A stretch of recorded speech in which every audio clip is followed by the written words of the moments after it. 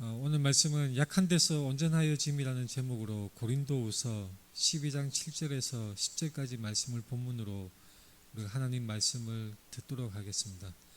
12장 7절에서 10절까지 말씀을 우리가 교대로 교독하도록 하겠습니다. 마지막 10절은 같이 읽도록 하겠습니다. 여러 계시를 받은 것이 지극히 크므로 너무 자만하지 않게 하시려고 내 육체에 가시 곧 사탄의 사자를 주셨으니 이는 나를 쳐서 너무 자만하지 않게 하려 하심이라.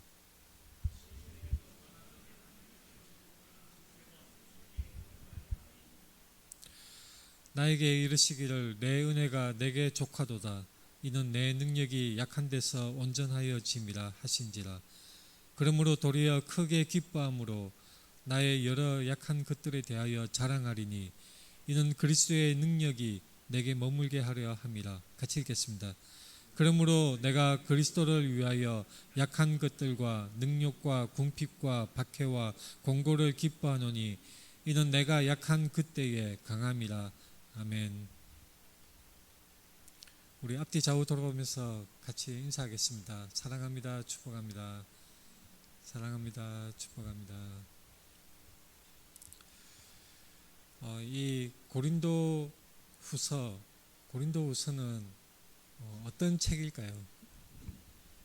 사도 바울이 이 고린도 교회에게 그 수신자를 고린도 교회를 수신자로 하는 서신서 편지를 적은 것이 바로 고린도 전서와 고린도 후서입니다.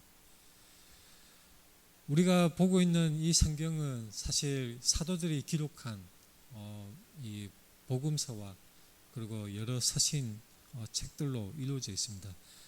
당시에 초대 교회들이 하나님의 말씀으로 인정을 하고 이것을 사본으로 베껴서 사람들이 많이 돌려가면서 읽었고 그것이 기독교 역사 2000년이 지나도록 우리에게 전하여진 것이 바로 우리 손에 있는 신약 성경입니다. 근데 이 사도 바울이 쓴 편지가 전부 이 남아 있어서 우리에게 전해지는 것은 아니죠. 거기에는 성령님의 역사심이 있었을 것입니다. 우리에게 전하신 하나님의 말씀으로서의 그 편지들은 바로 지금 우리가 가지고 있는 성경에 남아서 우리에게 전해진 것입니다. 그러면 고린도후서는 어떤 편지로 적혀져 있었을까요? 고린도 전서와 고린도 후서 둘로 나누어져 있는데 고린도 전서 5장 9절에 보면 이런 내용이 나옵니다. 내가 너희에게 쓴 편지에 음행하는 자들을 사귀지 말라 하였거니와. 자, 여기서 내가 너희에게 쓴 편지라고 하는 것은 고린도 전서에 그 이전에 무언가 사도 바울이 고린도 교회에게 쓴 편지가 있다는 내용을 우리가 유추할 수가 있는 것입니다. 고린도전서보다 그 이전에 무언가 보내진 편지가 있고 그 내용을 언급을 하면서 이 사도 바울이 고린도전서 5장 9절에서 내가 너희에게 쓴 편지라고 지칭을 하고 있는 것입니다. 이 구절에서 우리가 알 수 있는 사실, 고린도전서는 두 번째 편지라는 것을 알 수가 있는 것이죠. 그래서 고린도전서는 두 번째 편지로 우리가 생각을 할 수가 있습니다. 그러면 첫 번째 편지는 어떤 내용이 있을까요? 첫 번째 편지에 어떤 내용이 있었고 사도 바울과 고린도 교회 간에 어떤 그 논쟁이나 또는 다툼이나 첨예한 그런 문제들을 사도 바울이 때로는 꾸짖기도 하고 때로는 공고하기도 하는 그런 내용이 있었을까요? 우리는 알 수가 없습니다. 우리는 전해지지 않기 때문에 우리 성경에 남아있는 고린도전서 바로 두 번째 편지 이것으로만 우리가 미루어 앞편지가 대충 어떤 내용이었을 것이다 라고 추정만 할 수가 있는 것입니다. 그리고 고린도후서에는 또 이런 말씀이 있죠. 내가 마음에 큰 눌림과 걱정에서 많은 눈물로 너희에게 썼노니. 고린도후서 7장 8절에서는 또 이런 구절이 있습니다. 그러므로 내가 편지로 너희를 근심하게 한 것을 후회하였으나 지금은 후회하지 아니함은 그 편지가 너희로 잠시만 근심하게 한 줄을 알미라. 아마도 고린도 전서와 고린도 후서 사이에 또 중간에 편지가 있었던 것을 우리가 이것으로 추정할 수가 있습니다. 고린도 전서 이후에 세 번째로 보내진 이 편지에서 아마도 꾸짖는 내용의 그런 주된 내용으로 편지가 보내졌을 것이라고 우리가 알 수가 있는 것이죠. 그래서 정리하자면 이렇습니다. 첫 번째 편지 우리에게 전해지지 않았습니다. 두 번째 편지는 고린도 전서로 우리가 성경에서 볼 수가 있는 내용들이고, 고린도 전서와 고린도 후서 사이에 세 번째 편지가 있었을 것이라고 많은 학자들이 추정을 하고 있는 것입니다. 첫 번째 편지는 알 수가 없고 세 번째 편지도 알 수가 없고, 우리에게 남아져 있는 것은 두 번째 편지와 네 번째 편지 고린도 전서와 고린도 후서로 우리에게 전해지고 있는 것입니다. 물론 학자에 따라서는 고린도 후서 자체가 여러 편지를 모은 서신서의 그 편집본이다, 그렇게 생각하는 학자도 있습니다. 그러나 대다수 주류 학자들의 의견은 바로 두 번째와 네 번째 편지가 고린도 전 후서로 우리에게 전해지고 있다고 생각을 하는 것입니다. 고린도 전 후서가 언제 기록이 되었을까요? 예수님이 언제 태어났었습니까?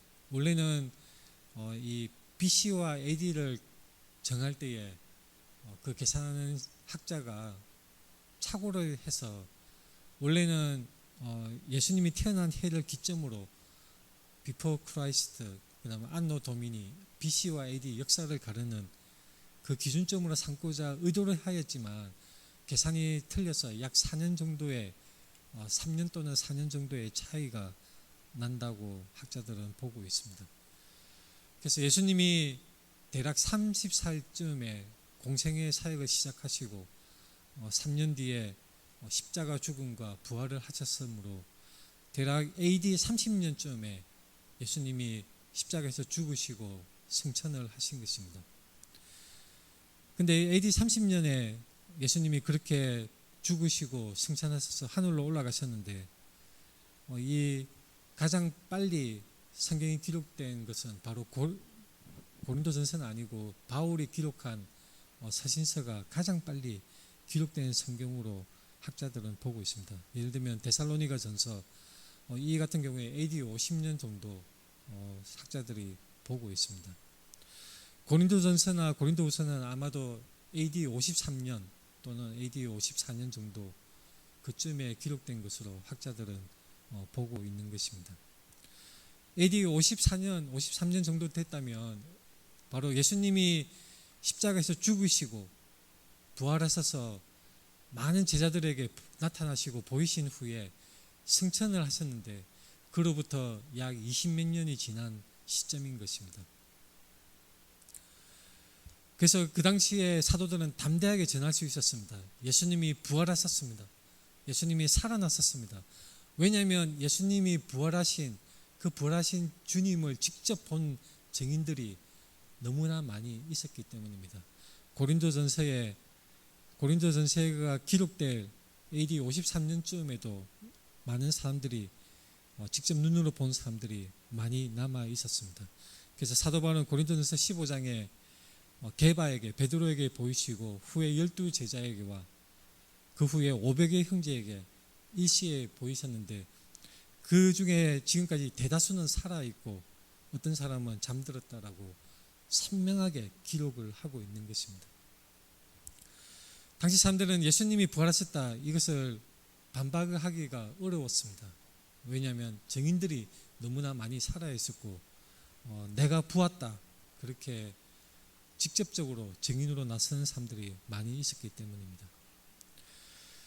우리에게 남겨진 이 고린도 전서와 고린도 후서, 이것은 고린도 교회에 보내진 서신서인데, 고린도 교회는 예전에 제가 말씀을 여러 번 드린 적이 있습니다. 고린도 교회는 굉장히 세속적이고 이방 문화에 물들었으며 여러 가지 음란과 세속적인 가치관과 타락하고 방탕한 그 모습들이 교회에 깊숙이 들어와 있는 그런 시대였습니다. 그런 교회의 그런 모습들이었습니다. 그것을 교정하기 위해서 하나의 교정서신으로 사도 바울이 기록한 성경이 바로 고린도 전서와 고린도 후서인 것입니다. 이 당시에는 어떤 사람들이 있었냐면 로마와 그리스 그 철학 시대에 이 소피스트라는 사람들이 활동하고 있는 시대였습니다. 제가 어릴 때는 그 웅변학원에 많은 사람들이 다녔었는데 저는 다니지 않았습니다. 그래서 이 아이들 어릴 때부터 웅변학원에 가서 웅변을 하는 것을 배우는데 주로 이제 멸공, 반공을 외치는 그 김일성을 저주하고 그 공산당을 물리쳐야 한다는 그런 내용으로 웅변 대회도 많이 열렸고 그런 웅변하는 능력이 중요하게 여겨지던 그런 시절이 있었습니다. 근데 그때와 비교할 수 없을 만치 이 웅변술 그것이 굉장히 중요하게 여겨지는 시대가 바로 사도 바울이 활동하던 시대였습니다. 지혜가 그리스어로 소피아인데 이 소피스트, 소피아에서 파생된 단어 소피스트는 어떤 사람들이었냐면 길거리에서나 또는 회당에서 자기들 모임 장소에서 웅변을 하고 자기의 철학을 주장을 합니다. 그러면 거기에 매료된 사람들이 나는 이 사람을 후원을 하겠어. 그렇게 후원금을 보내고 그 사람의 제자가 되는 것을 자랑스러워하는 그런 시대였던 것입니다. 이 소피스트들은 웅변술을 굉장히 중요하게 여겼고 그리고 말을 하는 능력, 수사학이죠. 문학적인 능력 이런 것을 굉장히 중요시 여기던 그런 시대였습니다. 이 사람들은 말솜씨를 생업으로 삼았던 사람들입니다. 창중을 어떻게 하면 그 설득에서 그 마음을 얻어낼 수 있을까? 어떻게 하면 사람들의 관심을 끌 수 있을까?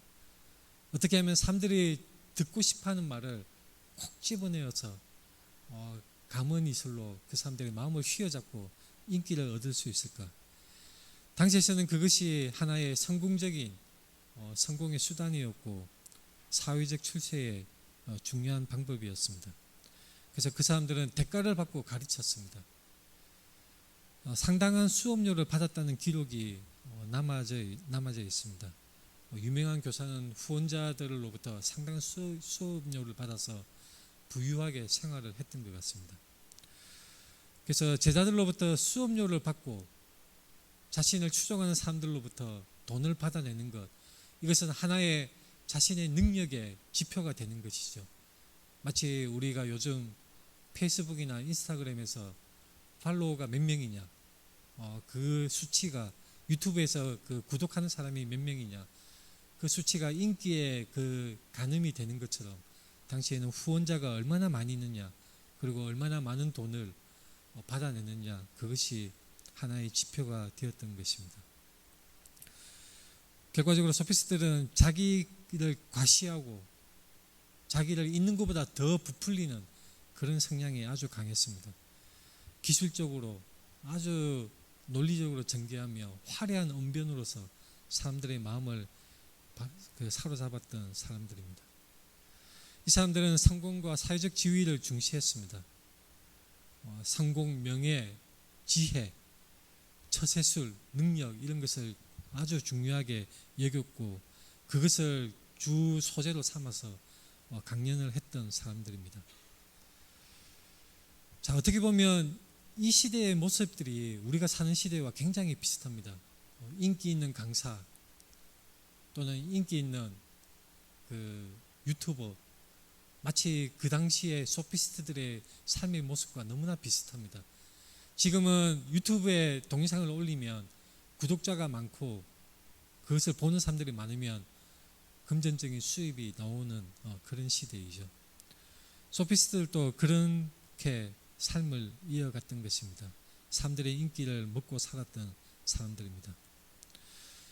그래서 이 사람들의 온통 관심은, 가르치고 배우는 관심은 바로 사회적 지위, 어떻게 하면 이 사회적 지위의 일종의 사다리를 한 단계 더 올라갈 수 있을까? 어떻게 하면 내가 속한 이 단계에서 한 단계 또는 두 단계 어떻게 하면 더 올라갈 수 있을까? 혈연, 학연, 지연 모든 것을 다 동원해서 자신의 능력을 드러내고 자신의 똑똑함, 자신의 학벌을 그렇게 과시하는 그런 시대였던 것입니다. 사실 기술의 발달을 제외하자면 지금 우리가 사는 이 우리 사회의 모습과 너무나 흡사하고 비슷합니다. 세상의 자랑, 영광, 파워, 권력 이런 것들이 중요시되는 시대, 사람들을 설득하고 인기를 얻는 그것이 중요한 것으로 여겨지는 시대, 바로 우리가 사는 모습과 너무나 비슷한 것입니다. 그래서 고린도전서 2장에 보면 이 사도 바울이 언급하는 말씀이 있습니다. 형제들아, 내가 너희에게 나아가 하나님의 증거를 전할 때에 말과 지혜의 아름다운 것으로 아니하였나니, 바로 이 구절의 지혜가 소피아입니다. 이 구절에서 그 배경으로 언급하고 있는 뉘앙스가 뭐냐면 소피스트들의 그런 활동의 그런 양식에 따라서 사도 바울은 복음을 전하는 것이 아니라 오직 하나님의 복음, 십자가 복음을 그대로 정하였다고 담대하게 말하고 있는 것입니다. 고린도전서 2장 2절과 3절에 내가 너희 중에서 예수 그리스도와 그가 십자가에 못 박히신 것 외에는 아무것도 알지 아니하기로 작정하였습니다. 내가 너희 가운데 거할 때에 약하고 두려워하고 심히 떨었노라. 자, 이 사도 바울이 고린도전서와 고린도후서에서 약함에 대해서 굉장히 강조하는 것을 우리가 관찰할 수 있습니다. 제가 말씀드렸다시피 소피스트들은 사람들의 인기를 끌기 위해서, 자신의 지위를 높이기 위해서 늘 강함, 자신의 그 똑똑함, 자신의 지혜, 자신의 능력을 부풀리고 과시하는 그런 문화를 가지고 있었던 사람들입니다. 그러나 사도 바울은 그런 문화에 정면으로 거슬러서 반대 방향으로 오히려 나아가고 있는 것을 볼 수가 있습니다. 사도 바울은 십자가 외에는 아무것도 알지 아니하기로 작정하였다고 이렇게 고백을 하고 있지만, 사도 바울이 기록한 서신서 중에 정말로 수려한 아주 화려한 문학적인 기법이 들어가 있고, 그 그리스 철학의 내용들이 곳곳에 나타나 있습니다. 사도 바울은 당대 최고의 지식인이라고 할 수가 있는 것입니다. 그런데 사도 바울은 십자가 외에는 다 배설물로 여긴다고 고백을 합니다. 사도 바울은 인간의 지혜와 하나님의 능력, 이것을 대조해서, 오히려 소피스트들은 강함을 과시하고 자신의 능력을 드러내는 데 치중했을 때, 사도 바울은 오히려 자신의 약함을 드러내고 자신의 나약함, 자신의 연약함을 강조하고 오히려 그것을 초점을 맞추어서 대조하는 것을 볼 수가 있습니다. 사람들이 흔히 하는 말로 카리스마, 이것을 많이 말들을 하죠. 저 사람은 카리스마가 있어. 그것이 요즘 어떤 뉘앙스를 가지고 있냐면, 뭔가 사람들을 이렇게 휘어잡는 그런 분위기, 휘어잡는 능력, 설득의 기술, 어떤 사람을 끌어당기는 매력, 영향력, 대중을 사로잡는 능력, 그런 뉘앙스로 많이 사용하고 있습니다. 그런데 원래 원어에서 이 카리스마는 카리스라는 단어에서 나왔는데 은혜라는 뜻입니다. 그래서 하나님이 은혜로 주신 선물, 그것이 원래의 뜻 카리스마입니다. 사도 바울은 이 단어를 하나님께서 성도들에게 하나님이 은혜로서 거저주시는 선물을 가리킬 때 이 단어를 사용을 했던 것입니다. 사람들이 생각하고 있는 것과 너무나 다른 것이죠. 지금도 카리스마 하면 자신의 어떤 능력이나 똑똑함, 대중에 미치는 영향력을 가지고 카리스마라고 생각하는 사람들이 많이 있습니다. 그러나 전혀 원래의 뜻은 그렇지 않습니다. 고린도전서와 고린도후서에서 사도 바울은 자신의 능력이나 자신의 처지를 굉장히 하찮은 것으로 계속 묘사를 합니다. 그 사도 바울의 의도가 무엇인지 우리는 눈여겨볼 필요가 있습니다. 고린도후서 4장 7절에서는 우리가 이 보배를 질그릇에 가졌으니 이는 심히 큰 능력은 하나님께 있고 우리에게 있지 아니함을 알게 하려 함이라. 이 보배, 이 복음이라는 이 귀중한 것, 너무나 귀한 이 복음을 바로 질그릇, 자기들 연약한 사도로서 이것을 가지고 있다고 하는 것입니다. 질그릇은 깨어지기 쉽고 귀한 대접을 받지 아니하는 하찮은 그릇이라는 의미를 가지고 있습니다. 복음의 능력이 자신의 능력 때문이 아니라 바로 하나님께 있음을 선명하게 드러내는 말씀입니다. 거짓 사도들은 자신의 업적을 자랑하고 소피스트들은 자신의 능력, 자신의 지식과 그런 화려함을 드러내기 위해서 온 힘을 집중하는데, 사도 바울은 그러한 문화 속에서 오히려 역설적으로 자신의 하찮은 것, 자신의 나약함, 자신의 연약함, 자신이 당하는 고난을 자랑을 하고 있는 것입니다. 그래서 곳곳에서 사도 바울은 매맞고 감옥에 갇히고 배에서 파선하고 굶주리고 위험을 무릅쓰고 핍박과 박해를 당하고 이런 처참한 고난을 당하는 것들을 쭉 열거를 하고 있습니다. 바울은 자신의 약함을 바로 자랑하고 있는 것입니다. 자신의 약함을 선명하게 드러내면 드러낼수록 오히려 하나님의 능력이 나타나기 때문에 사도 바울은 아주 선명하게 고린도전서와 고린도후서 곳곳에서 이것을 강조를 하고 있습니다. 오늘 본문 말씀 12장의 바로 직전의 말씀은 무엇이냐면 이런 말씀이 있죠. 다메섹에서 아레다 왕의 고관이 나를 잡으려고 다메섹 성을 지켰으나 나는 광주리를 타고 들창문으로 성벽을 내려가 그 손에서 벗어났노라. 이것은 무슨 사건이냐면 바로 유대인들을 핍박할 때에 사도행전에서는 유대인들을 피해서 광주리를 타고 성벽을 내려가서 탈출하는 장면입니다. 사도 바울이 고린도후서에서 이것을 말씀하고 있는 이유는 무엇일까요? 성벽을 피해서 성벽을 타고 광주리를 타고 내려가는 것, 한없이 내려가는 그 나약함, 자신의 보잘것없음, 그 내려감을 강조를 하고 그 바로 뒤를 이어서 자신은 셋째 하늘로 하나님의 환상과 계시를 보는 것을 선명하게 대조시키고 있는 것입니다. 내려감과 올라감, 이것은 사도 바울이 의도적으로 내용을 이렇게 배치하여서 우리에게 강조하고 싶은 내용이 있는 것입니다. 우리가 오늘 본문 말씀 속에 사도 바울의 육체의 가시 그 구절이 나오는데, 저는 사실 어릴 때부터 저는 모태신앙이어서 어릴 때부터 성경을 배우면서 자랐습니다. 그리고 여러분들도 오랜 동안 교회를 다니면서 이것은 바로 직관적으로 사도 바울의 육체의 가시는 그의 병이야 라고 자동적으로 인식을 하게 되는 것이죠. 우리가 전통적으로 그렇게 배워왔기 때문입니다. 전통적인 해석은 질병이었습니다. 육체의 가시는 어떤 질병이었을까? 어떤 사람들은 말라리아 열병이었다. 아니면 사도 바울이 간질병을 앓았기 때문에 사람들에게 그것이 굉장히 시험거리가 되었다. 그렇게 생각하는 사람들도 있습니다. 어떤 사람들은 두통이었다. 머리가 아픈 질병을 가지고 있었다. 그런데 가장 많이 인기를 얻는 해석은 사도 바울의 육체에 가시는 아마도 눈에 관련된 질병이었을 것이다. 왜냐하면 다메섹 도상에서 그 영광 중에 예수님을 보고 눈꺼풀이 벗겨졌는데 그때부터 바울의 그 시력이 굉장히 약해져 갔을 것이다. 그렇게 추정을 하는 것입니다.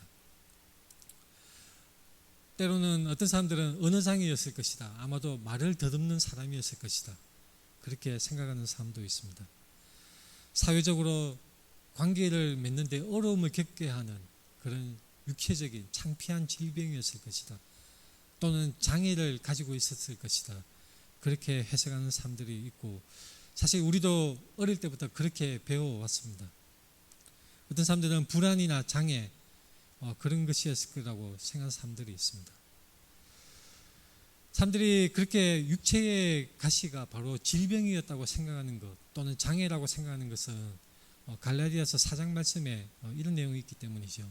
내가 처음에 육체의 약함으로 말미암아 너희에게 복음을 전한 것을 너희가 아는 바라.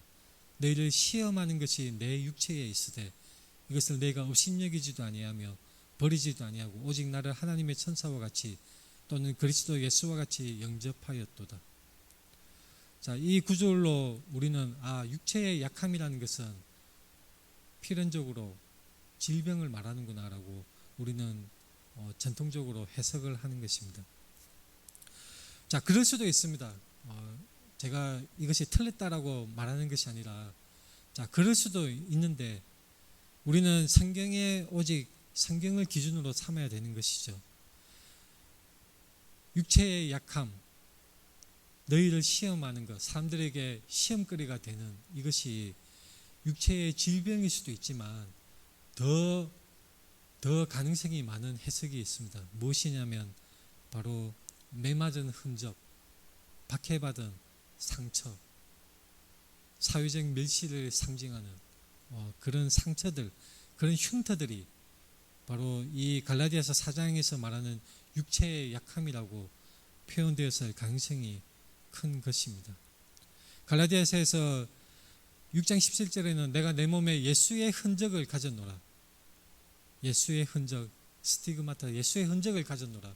이것은 바로 사도 바울이 복음을 전하면서 매맞고 채찍질 당하여서 온몸에 선명하게 드러난 그 흉터들, 끔찍한 상처들, 바로 그것이 육체의 약함으로 사람들에게 시험거리가 되었다고 말할 수 있는 가능성이 아주 큰 것입니다. 왜냐하면 당시 문화에서는 신들로부터 버림을 받으면 매를 맞는다고 생각하는 문화가 있었습니다. 그래서 매맞고 고문당하고 그런 고난을 당하는 것들이 바로 신들로부터 버림을 받은 사람의 표시라는 그런 사람들의 인식이 있는 그런 문화 속에서 살고 있었기 때문입니다. 또 어떤 사람들은 사도 바울이 겪은 이 가시가, 육체의 가시가 눈병이라고, 시력에 관계된 병이라고 생각하는 근거로 갈라디아서 4장 15절을 예를 듭니다. 너희의 눈이라도 빼어 나에게 주었으리라. 근데 사실 당대 문화 속에 어떤 표현이 있었냐면 내가 너를 눈을 빼어 줄 만큼 사랑한다는 그런 관용 어구가 있습니다. 우리 문화에서는 어떤 것이죠? 내가 간을 빼어서라도 너를 사랑한다. 그런 흔히 말하는 관용 어구처럼 당대 이 사도 바울의 시대에는 눈을 빼어 줄 만큼 너를 사랑한다는 그런 표현이 사용되었던 것입니다. 그래서 너의 눈이라도 빼어 나에게 주었으리라. 이 갈라디아서 4장 15절 말씀은 사도 바울의 시력에 문제가 있다는 그런 것으로 해석을 하기보다는 그만큼 사도 바울에 대한 사랑이 크다는 것을 나타내는 관용어구로 해석이 되어야 하는 것입니다. 그래서 갈라디아서의 예수의 흔적과 연결되어서 이 갈라디아서 4장 13절과 14절에 육체의 약함이나 사람들에게 의심여김을 당할 만큼 시험거리가 되는 것이 어쩌면 사도 바울이 가졌던 육체의 어떤 질병이나 장애가 아니라 바울이 복음을 전하면서 받았던 상처, 박해의 증거일 수 있다는 그 가능성이 아주 큰 것입니다. 오늘 본문 말씀에서 여러 계시를 받은 것이 지극히 크므로 너무 자만하지 않게 하시려고 내 육체의 가시 곧 사탄의 사자를 주셨다고 12장 7절에서 기록을 하고 있습니다. 근데 사도 바울이 왜 육체의 가시라고 표현을 했을까요?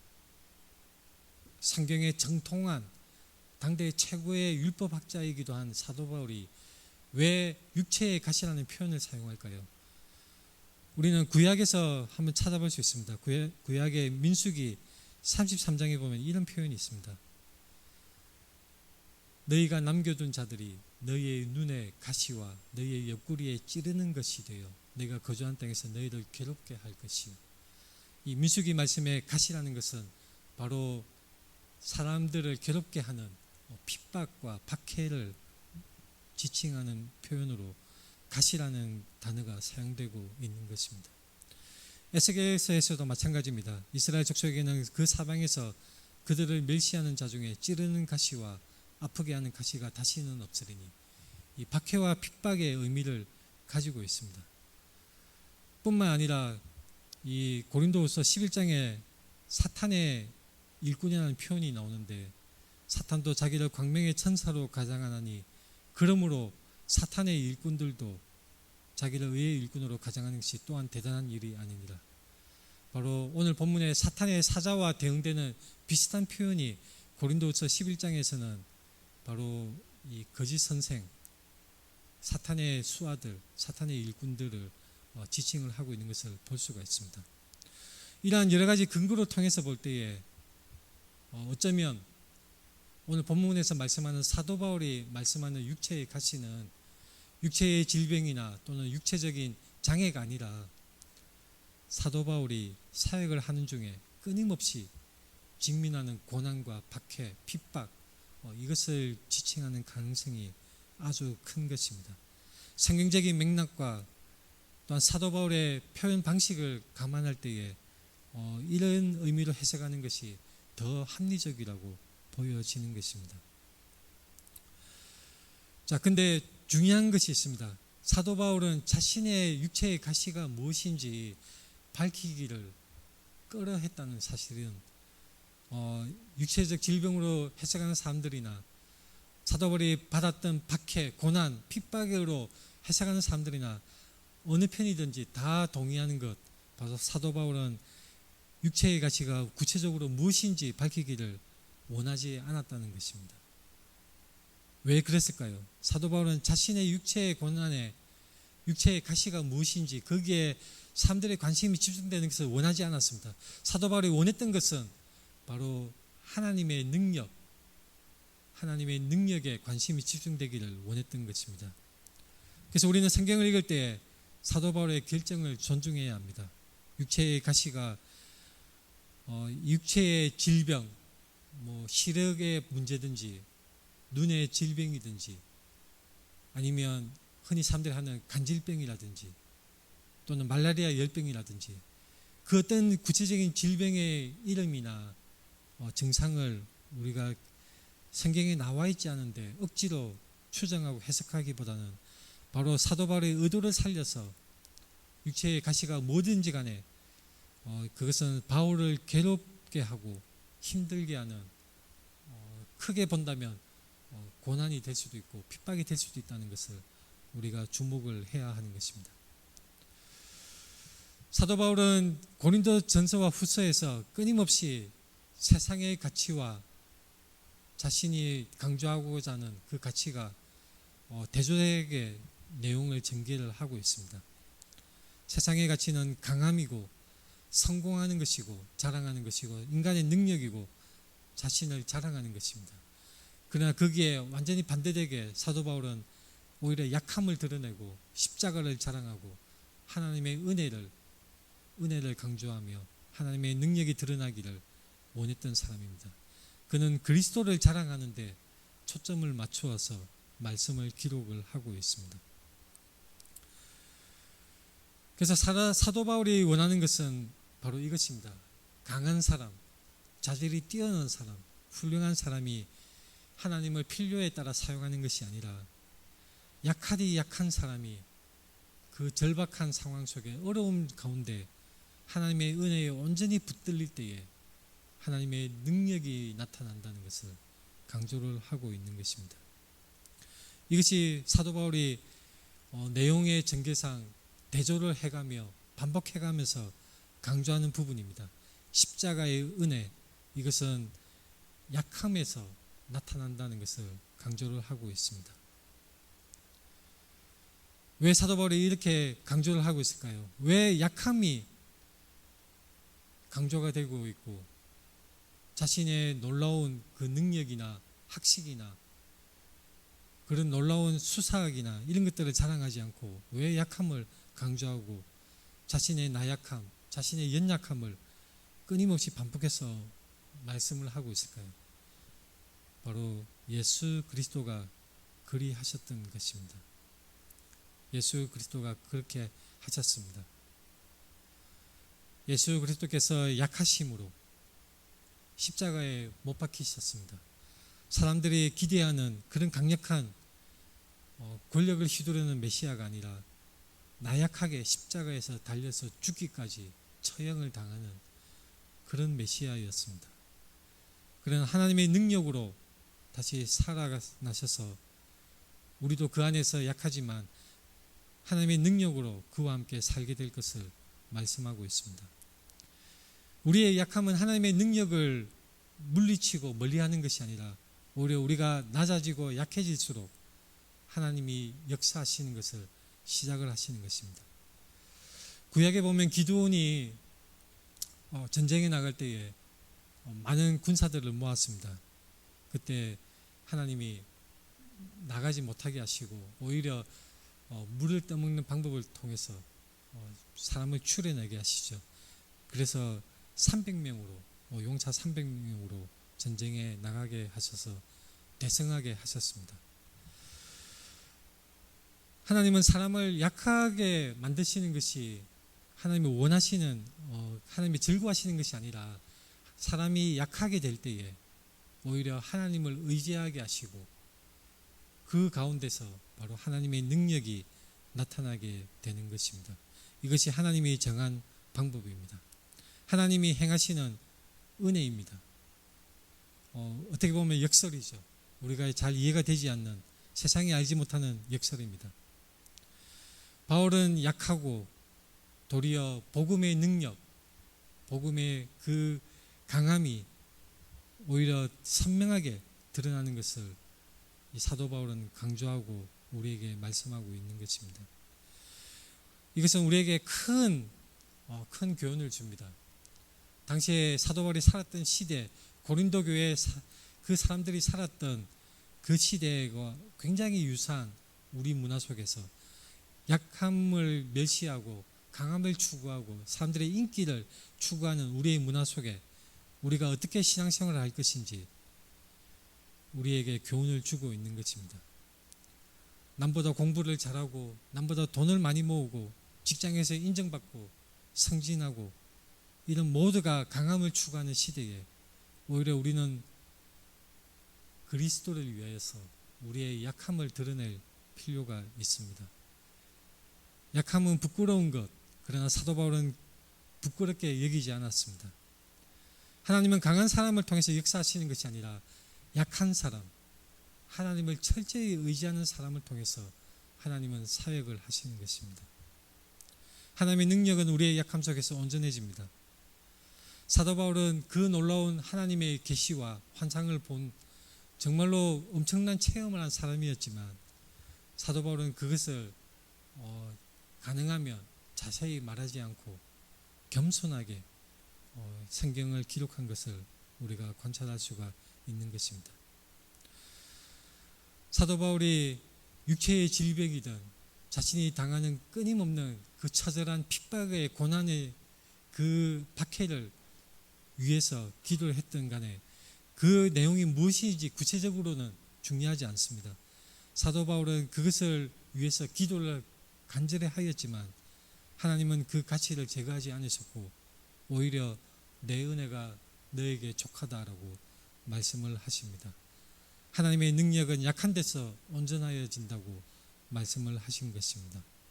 이것은 사도 바울에게만 해당되는 것이 아니라 바로 비슷한 문화 속에서 살아가는 우리에게도 동일하게 적용되는 하나님의 말씀입니다.